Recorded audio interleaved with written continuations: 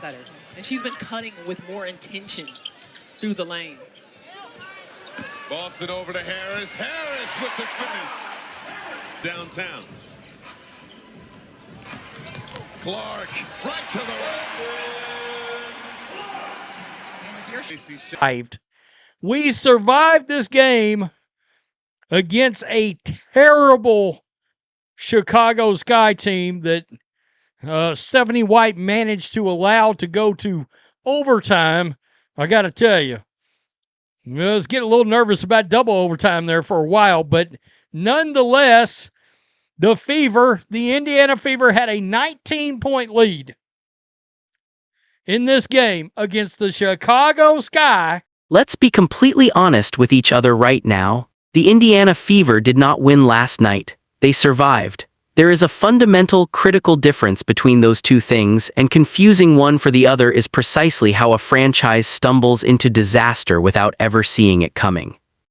Indiana walked out of their home arena with a 114-106 overtime victory against the Chicago Sky, a team that currently sits at 4-9 on the season, a team that by every measurable metric is one of the weakest rosters in the entire WNBA. The Fever are now 7-5. And yes, on paper that looks perfectly fine. But the moment you stop staring at the final score and actually start paying attention to how this game unfolded, how a 19-point lead somehow nearly became the most humiliating collapse of the young season, the story changes entirely. The story becomes something far more disturbing, because this was not a tale of grit and determination. This was not a story about a team digging deep and finding their competitive fire in the face of adversity. What we witnessed last night was a full, systematic defensive meltdown, a slow-motion implosion that had Stephanie White's fingerprints all over it from the moment the second quarter began. And if you genuinely consider yourself an Indiana Fever fan, someone who is invested in where this franchise is going rather than just celebrating wins in isolation, then you should be far more alarmed than you are relieved. Let's start from the beginning. The Fever came out in the first quarter looking like an entirely different basketball team. Caitlin Clark was running the offense at full speed, creating chaos, pushing the pace, making defenders uncomfortable, and the rest of the roster was feeding off that energy completely.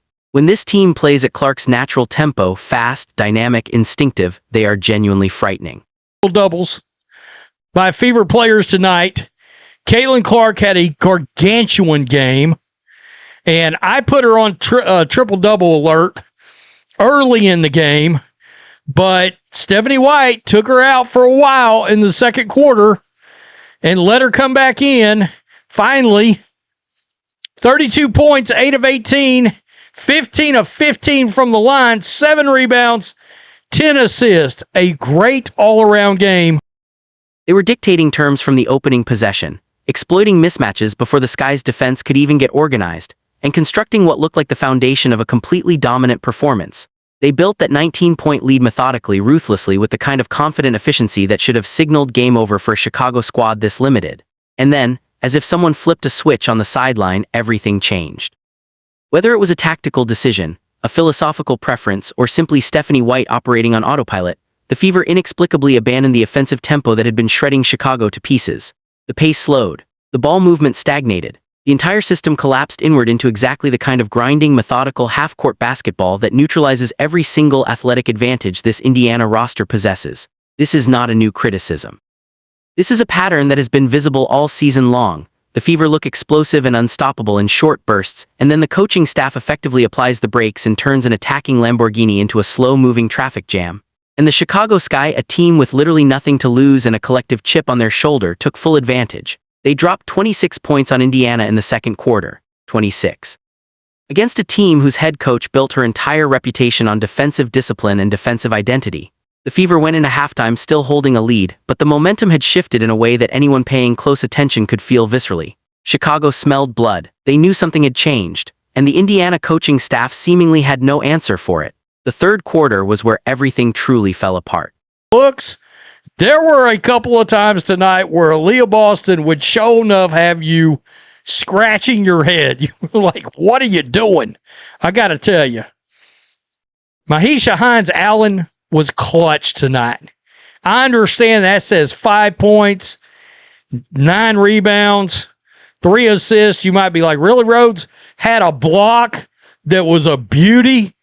She was an absolute beast. Coming out of the locker room, you would have been forgiven for thinking the Fever were playing their third game in 4 nights on the road. They looked lethargic, disorganized, completely unprepared for what was about to hit them. Chicago came out with an entirely different level of energy and aggression, and the Fever's defense, the supposed calling card of this franchise, crumbled under the pressure like it was constructed out of wet cardboard. Indiana gave up 39 points in the third quarter alone. 39 points in 12 minutes against a team that came into this game 4-9. The primary instrument of destruction was Sydney Taylor, who turned in one of the single most explosive individual performances you will see from any player this WNBA season. Taylor went completely and utterly ballistic, scoring 25 points in approximately 11 minutes of basketball, attacking Indiana's perimeter defense with a ferocity and a level of confidence that was almost mesmerizing to watch. She was hitting contested threes. She was getting downhill into the paint. She was making decisions at full speed that were several plays ahead of anything Indiana's defense could anticipate or react to.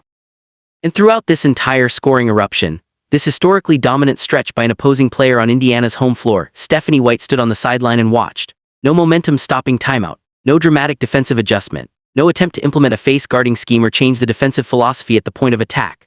Nothing, just a slow, agonizing implosion happening in real time, with the home crowd going from celebration to confusion to something approaching genuine panic. That is not the behavior of a defensive guru. That is the behavior of a coach who has been outplayed, outadjusted, and outmaneuvered by an inferior opponent. And that matters enormously when you start projecting what happens to this Indiana team when they inevitably face elite playoff caliber competition. This game's dedicated to Sophie, who was on the bench. By the way, I think she was wearing an elbow sleeve. However, I should point out multiple times she was on the sideline waving her arms all over the place during the game. And I'm like, a hurt elbow? What are we doing? Sophie, if you got a hurt elbow, what? Now let's talk about the one person who refused to let this night turn into a catastrophe. Caitlin Clark delivered what can only honestly be described as a franchise-saving performance. 32 points, 7 rebounds, 10 assists, 15 for 15 from the free throw line, a perfect, flawless night from the stripe.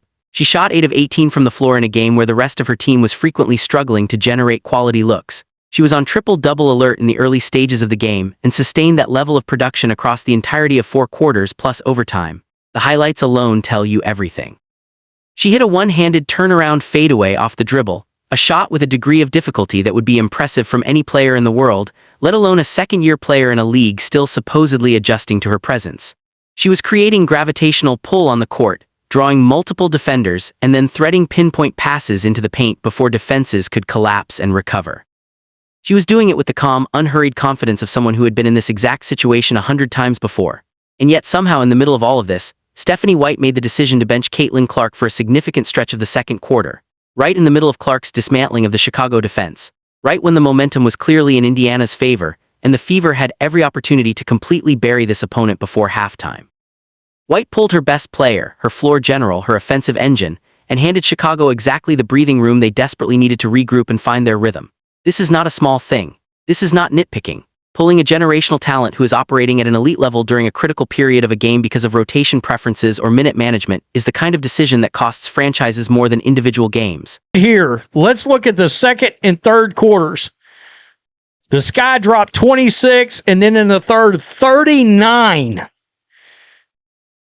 on the Fever. And look, Sydney Taylor went ballistic in the third quarter. At one point, she had 25 points in 11 minutes for the Sky.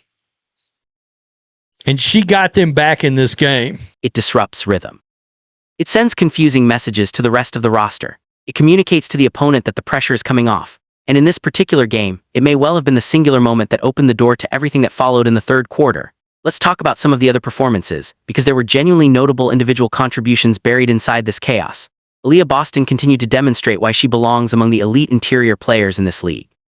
A 34-point, 12-rebound night on 13 of 26 shooting is a performance that would headline almost any game in the WNBA. She was dominant in the post, she created problems on the glass, and she provided Clark with a genuine interior partner capable of punishing whatever defensive attention Clark draws. Boston's performance on paper is exceptional. However, there were moments defensively where her positioning and lateral movement created gaps in the paint that Chicago's ball handlers were able to exploit repeatedly during their comeback surge. This is not a crushing criticism. It is simply context that matters when evaluating why a 19-point lead disappeared the way it did. Myisha Hines-Allen deserves special recognition, and if you are only reading box scores, you are badly undervaluing what she brought to this game at its most critical moments. 5 points, 9 rebounds, 3 assists, modest numbers until you understand the context and the quality of the moments in which she produced them. Her block during the overtime stretch was not just a good defensive play. It was a momentum-defining play, the kind of physical intervention that changes the emotional temperature of a basketball game in an instant.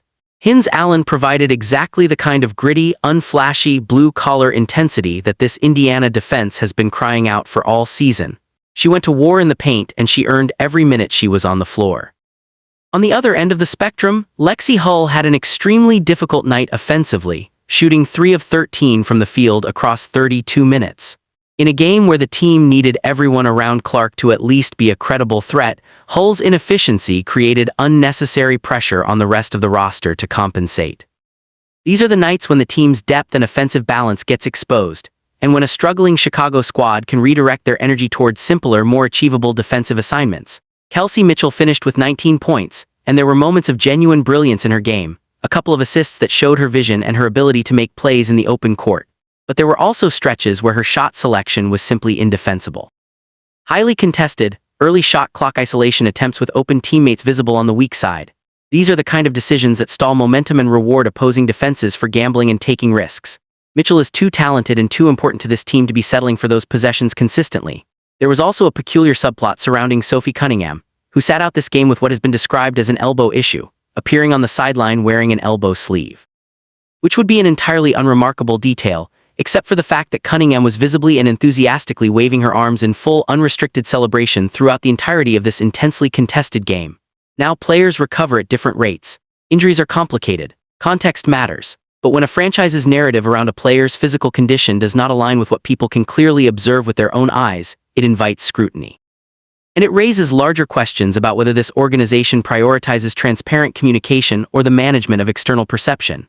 The deeper issue here is philosophical, and it is one that increasingly looks irreconcilable. This Indiana Fever roster was built for speed. The personnel, Clark, Boston, Michaela Timpson, the athletic wings, all of it screams fast-paced, modern, transition-oriented basketball.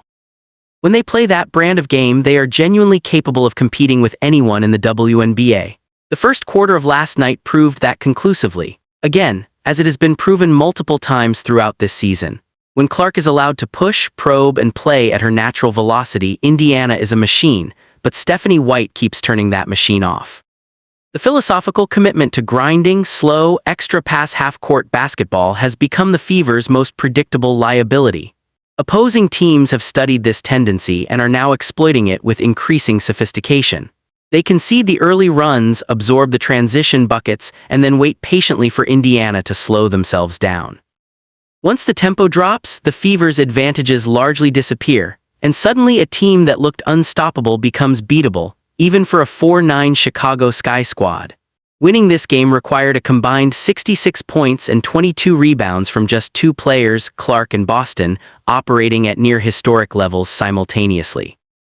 That is not sustainable across a full season, and it is certainly not a formula that survives into the postseason against teams with the defensive talent to limit at least one of them on any given night. The Indiana Fever survived last night. They are 7-5 and they move on, but survival is not the standard this franchise was supposed to be chasing. The most exciting young core in women's basketball deserves better than a coaching philosophy that turns dominant first quarters into overtime thrillers against losing teams. Until this team's personnel and their tactical identity are genuinely aligned, until Clark is unleashed rather than managed, until the pace is embraced rather than suppressed, Indiana will keep walking this same dangerous tightrope. And one of these nights they are going to fall off.